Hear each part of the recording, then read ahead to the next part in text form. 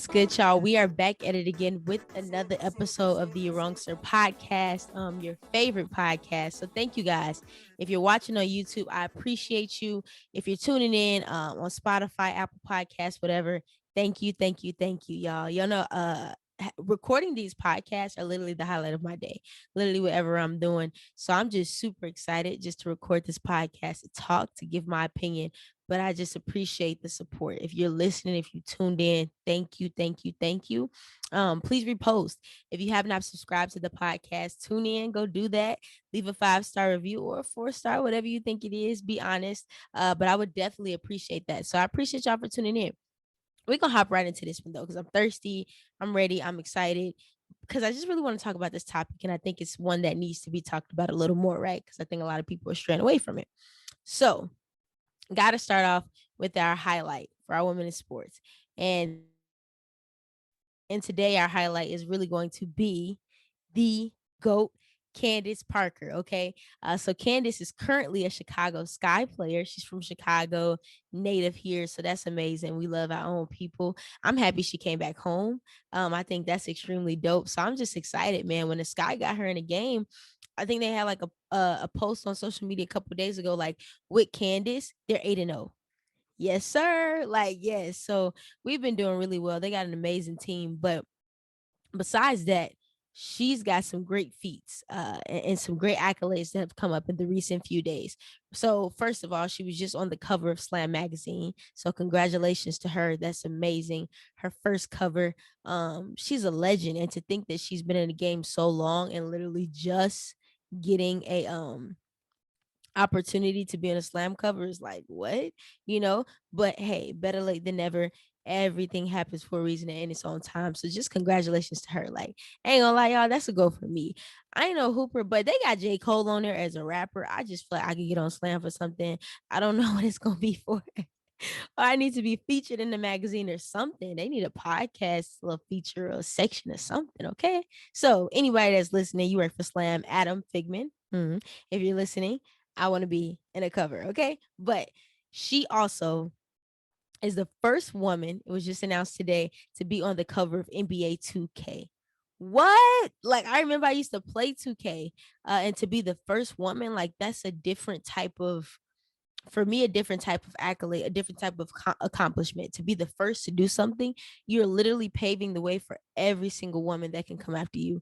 And I think that, just shout out to 2K and Robbie over at 2K and all of the people over it, to provide her with the opportunity is life changing. Representation. My big word I keep saying this year is visibility. We're becoming more visible, right? Women in sports are becoming more visible. Back then, we've never seen a woman on a cover. We've never seen women or WNBA players in the game, so to have them an opportunity and to place Candace on the cover, that's next level. Like, just to think of the impact that that'll have for other young women who are going to be playing a game or have their brother playing a game and they see a girl on the cover. Hey, this is not for boys, but this is for girls too, So it's just inclusivity. Visibility is just amazing. So shout out to Candace. Like, that's dope. Okay. If I was her, I'd be on a high. Like, I was on Slam one day and then I'm on a cover of 2K the next day. Like, you goated, shorty. But shout out to Candace. So really, that's all I got today for a highlight. We're gonna hop straight into this conversation. This is pressing. It's a really interesting conversation. I think one that needs to be talked about a little more. This company has had lots of problems with racial issues. They always do. And they always do, no question about it. We've had Jamil Hill, we've had Carrie Champion, we've had all of these individuals leave or lose their job from these places simply because of just the way their structure is and also the way that they handle race and racism. And so I said Jamil Hill. So 9 times out of 10, y'all know I'm talking about ESPN. Okay. Terrible. They're terrible. So let's talk about it. So recently, this issue was with Rachel Nichols and Maria Taylor. These are Rachel, legend, been in the game longer than Maria. I mean, has an immense amount of experience, has the respect of players. I mean, she's probably the only person who can really sit down with a player and they'll have a one-on-one interview with her, and she can be transparent with them, have one-on-ones with LeBron and all of these people who aren't usually willing to give interviews up, right? So she has the respect. Maria Taylor, up and coming, has been grinding, went from, college games, football. Now she's doing NBA finals, the 2020 finals in a bubble and things of that sort. So she's really gathered herself and worked her way up. So before I even get into this, I say all of those things to congratulate both of those women on how far they have come, in broadcast and journalism and all of those things. They've had great accolades, both of them as individuals. So it's amazing, right? So they've done a great job doing whatever they're doing. However, got an incident that has just recently came up between them. So I'm going to introduce it. So I'm just going to dive straight into it. Last year, during the NBA bubble that we were all wishing we were at, because I swear I wish I was there. Okay, during that, she was in her quarantine, coming straight into the bubble. You had 7-day quarantine for the media to make sure everything was okay.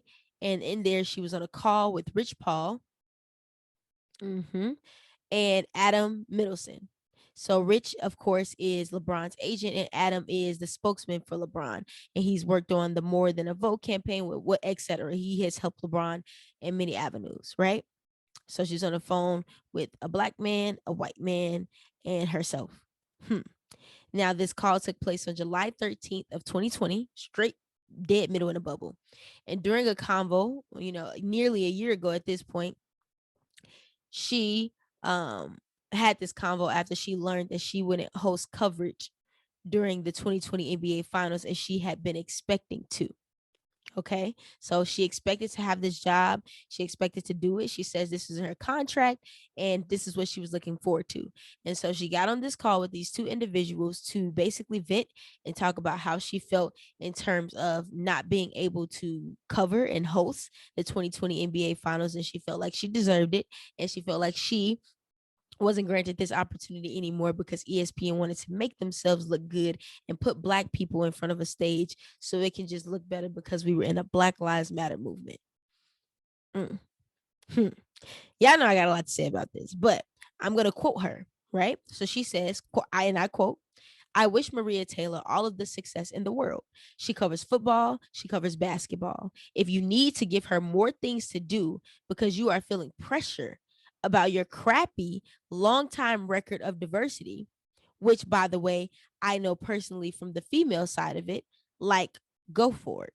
Just find someone else. You are not going to find it from me or taking my things away." Let's start with the statement. First of all, you don't wish Al Maria the success. No, you don't. Because you specifically said if you need to give her more things to do because you're feeling pressure about diversity. So what you're telling me is she is only in these positions because she's black. You're really not saying she earned them for real. You're just like, hey, y'all think she's good enough, so you're putting her in front of these places because she's African American. To me, I think that's disrespectful because you're undermining the work that she has put in and her talent. Like, you're literally saying that she's only in these positions because of her skin color and not her skill. And one of my favorite things that I have heard somebody say, I was watching a Taylor Rooks episode on All the Smoke, and what she said was, I have learned that if you're African American or if you're a minority in these higher positions with me, I know that you're good at what you do because you wouldn't be here if you weren't, right? They're not gonna put anybody who's minority of color in huge positions like that to cover NBA finals if they are not good at what they do. So Taylor Rooks always says when she sees people our color in this position, she never questions it because she know you good because it took a lot for you to get here. And they try to throw any obstacle and any brick and wall against you so you cannot get here. So if you surpass all of those obstacles and all of those things, girl, you're supposed to be here, right? And I totally agree with that. So the first thing that sticks out to me, Rachel, not saying there isn't truth and maybe she should have been, they chose her because they want to put more black people in the limelight. Maybe that's the case. It could have 100% been the case, but don't ever undermine her talent simply because you're mad that you didn't get a position. At the end of the day, yes, she is black. Yes, that probably made ESPN look better. It's all companies out here that are trying to do better with diversity simply because it's going to make them look bad. You know what I'm saying?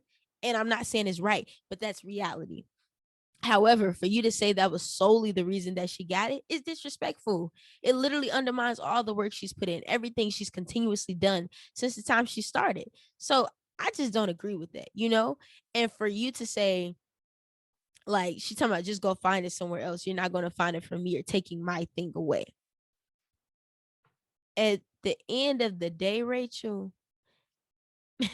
you've had so much experience that there are going to be some people that are going to need to come after you and also try the things that you have done before. You're not going to cover the finals forever, okay? It's just not possible. So be a mentor, welcome her, teach her, and show her how to do it. Girl, you have so many other opportunities to do things. Like, you really tripping about one NBA finals. You know what I'm saying? So y'all are probably like, wait, how did this message get out? So Goofball was on the call with Rich and Adam, but she recorded and had her camera on, and this was on the ESPN server. Not smart, right? This is on an ESPN server, and supposedly a lot of the employees at ESPN have access to these servers, so they can clearly see it.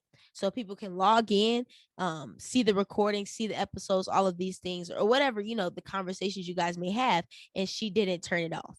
So now she's on the server, and everybody at ESPN who would like to go see what the conversation was about, or maybe just venturing and comes across it, can see it and listen to her entire conversation with these individuals. So I listened to the recording, y'all, and this is what really upset me. She said, I don't know. I'm exhausted. No, Adam said this. He said, I don't know. I'm exhausted between Me Too, which is the movement for women who have been victims of sexual assault, and Black Lives Matter. I got nothing left. Rachel laughed. I'm trying to figure out what's funny.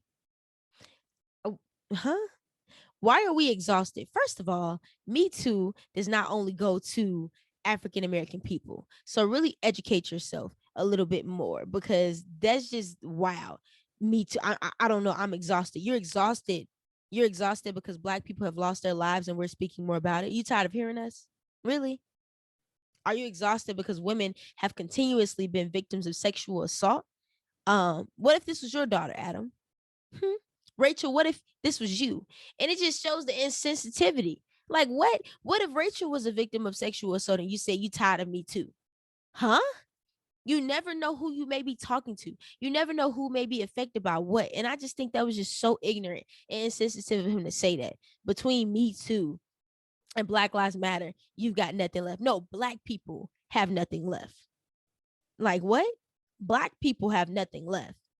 What do you mean? Y'all literally have continuously had advantages from affirmative action from the jump. Like, not to get too deep, we didn't ask to be here, okay? We got brought here as slaves and really been trying to push our way through. We've been disadvantaged since the day we got here. And we're finally in that position where I think, due to social media and the ability of education and opportunity, Black people have continuing to like progress.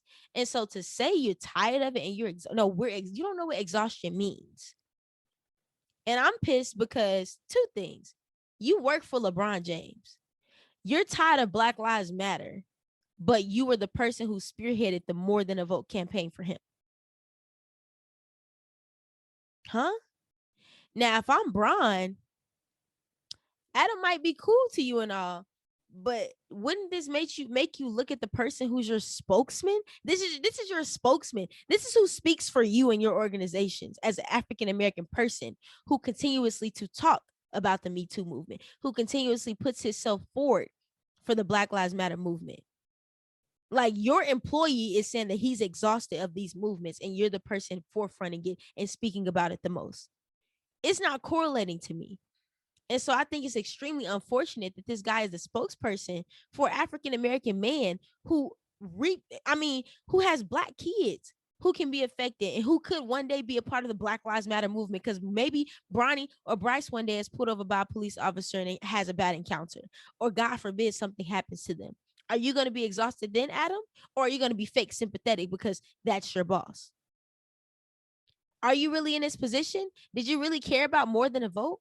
Because that partnership with Stacey Abrams, who you worked with, Adam, cares about the Black Lives Matter movement, cares about the Me Too movement. It's not adding up to me. How you like, are we serious here? Black Lives Matter ties into more than a vote too, because we're disadvantaged. We have voter suppression. Like, we didn't have our suffrage rights at first. Women didn't have their suffrage rights. Black people didn't have their suffrage rights before. So you're tired, you're exhausted, but you're leading a movement and you're a spokesperson for the person who cares the most about Black Lives Matter movement. It's not making sense. It makes me think, are you a fraud? Those are the certain type of things I think of, because let's just keep it real and 100 here. A lot of people who are not our color continuously take advantage, or let me not say take advantage. What's the better word? Not take advantage. Okay, let's say this. A lot of people who are not minority or who are not African American are usually in these exec positions. Usually the agents for these players and the African American people usually run our corporations and owners of our teams and all of these things, but they could care less about the Black Lives Matter movement. But the same thing, you could care less about the people who make you the money and keep you in the position that you're in today are advocates for it. There's no Adam without Bron. Let's talk. Huh? Like, yeah, I'm really super passionate about this topic because it's just ridiculous. How can you sit right here and say you're exhausted? You're exhausted, you know? And if I was Bron, it'd just make me think, like, what do you mean you're exhausted? Like, huh? You're a representative for me.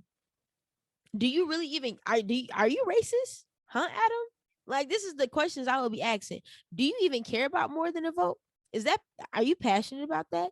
Do you even really enjoy working to me, or is this just for your advantage solely? And not, that those are all the questions you have to pose.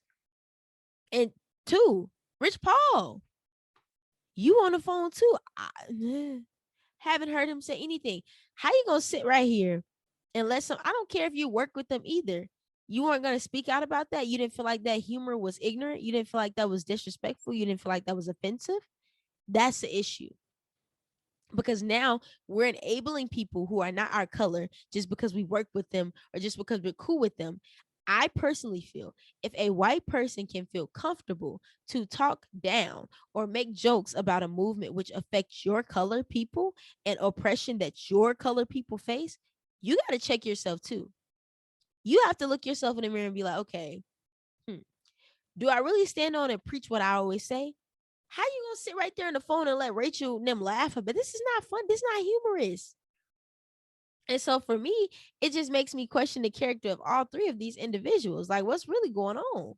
Rich, you just sitting right here, just letting them talk on the call. Rachel, I don't understand what was funny because I didn't find it funny. And then Adam, you're contradicting yourself. That's hypocritical to be in a position to run an organization for a person who goes hard for Black Lives Matter, but you're exhausted. It's not adding up. But I just went slide on the tangent, so I'm gonna keep going. Listening further to the call, Rachel says there isn't one seat at the table this week for whatever minority we're trying to please. Shorty feels very passionate about this. It's crazy, right? And she's just, so basically she said there isn't one seat at the table this week for whatever minority we're trying to please. So my issue, you clearly feel threatened, Rachel. And that's okay. I would be pissed too if I felt like, and let's be 100, everybody who's listening. If you felt like you deserved a position, if you felt like you worked your butt off, this is like, let's just be real. Me being a Black woman, okay.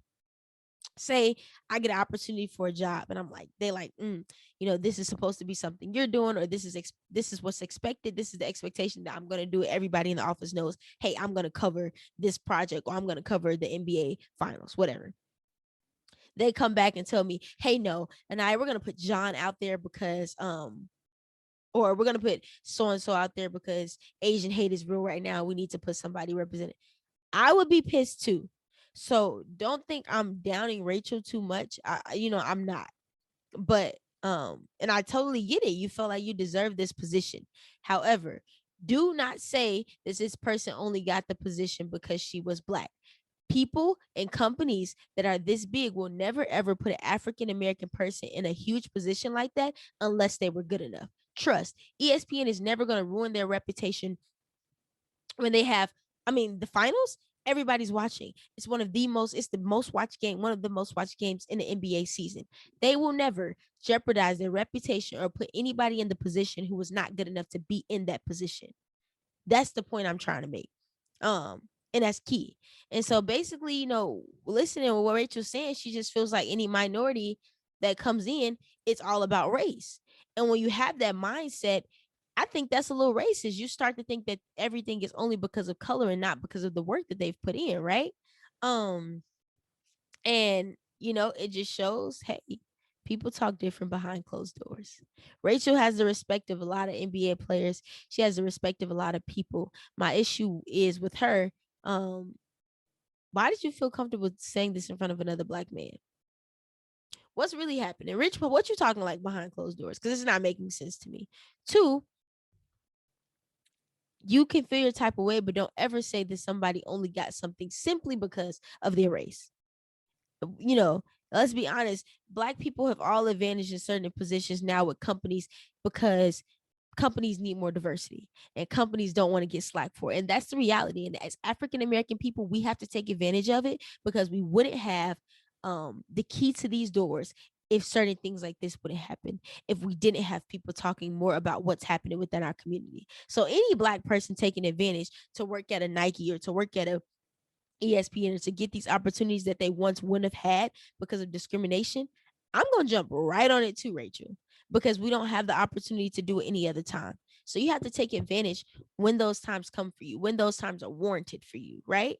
Um, but it shows people talk differently behind closed doors. So now this is on the server. Kayla Johnson, who's a digital video producer at ESPN, was the person who recorded it and sent it to Maria Taylor.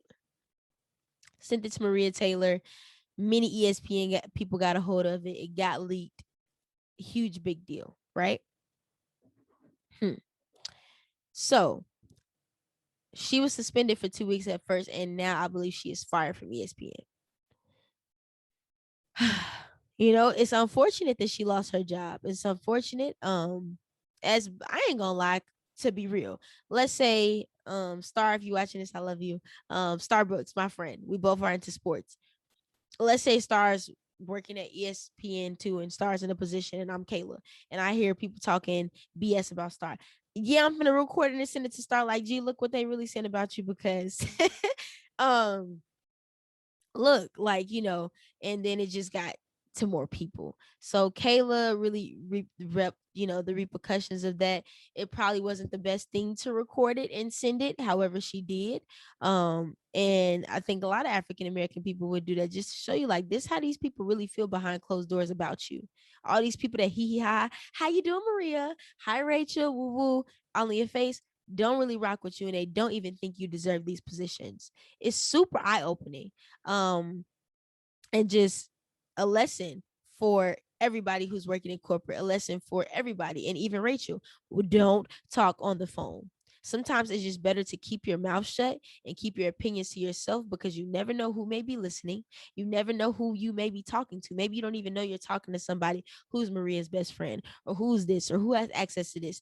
You didn't even realize the whole server was connected to this call, and look at the repercussions it has got you. Now you can't even cover this finals, and they chose Malika Andrews because now this information came out. So you blew two coverage finals back to back when you ain't even had to do that. When you could have just shut your mouth and had the finals this year and allowed Maria to have it last year. Simple. But nope. Now another black woman has taken your position, and it's Malika Andrews. And she's doing an amazing job, by the way. So it's like you get repercussions for the things that you do and the things that you put out there. And it's just like, hey, like these are the things that happen. So Rachel has been reportedly said that she reached out to Maria, tried to apologize, sent her a couple texts, a couple calls. Maria has not responded, period. I wouldn't respond either because what do we have to talk about?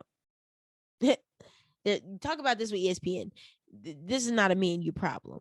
And Rachel also said she was mad about the spy video because she couldn't believe that her employees at ESPN would expose her like that.